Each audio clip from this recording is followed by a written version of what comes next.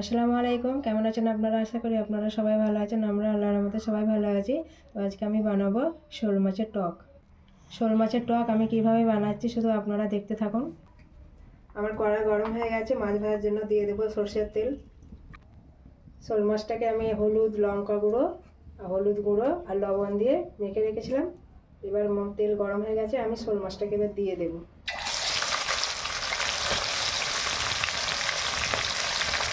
দেখুন বন্ধুরা, আমার মাছ ভাজাগুলো হয়ে গেছে, এবার আমি তুলে নেব।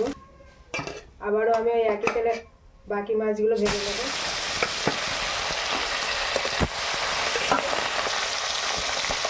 এই শোল মাছের টক রান্নার জন্য বন্ধুরা সবসময় একটু কড়া করে ভাজবেন, আধ ভাজা করবেন না। আমার মাছগুলো ভাজা হয়ে গেছে, এবার তুলে নেব।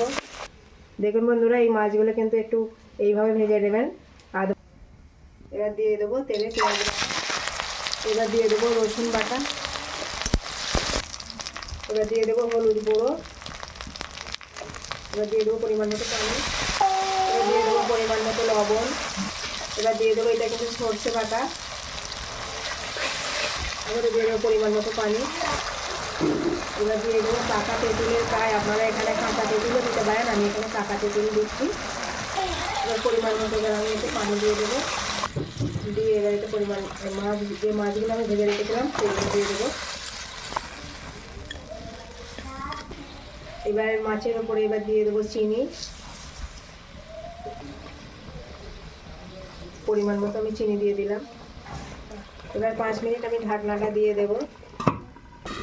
5 মিনিট হয়ে গেছে, এবার আমি নামিয়ে নেবো। আমার শোল মাছের টক রান্না হয়ে গেছে, এবার আমি নামিয়ে নেবো। দেখুন বন্ধুরা, আমার শোল মাছের টক রান্না হয়ে গেছে। দেখুন এইভাবে আপনারা বাড়িতে রান্না করে খাবেন, খুবই ভালো লাগবে, সবাই পছন্দ করবে এই টক রান্না। তো আমার রান্নার রেসিপি আপনাদের কেমন লাগলো অবশ্যই লাইক কমেন্ট শেয়ার করবেন, আমার চ্যানেলটিকে সাবস্ক্রাইব করবেন, পাশে থাকা বেল আইকনটিতে ক্লিক করবেন। আপনারা সুস্থ থাকবেন, ভালো থাকবেন, আল্লাহ হাফেজ।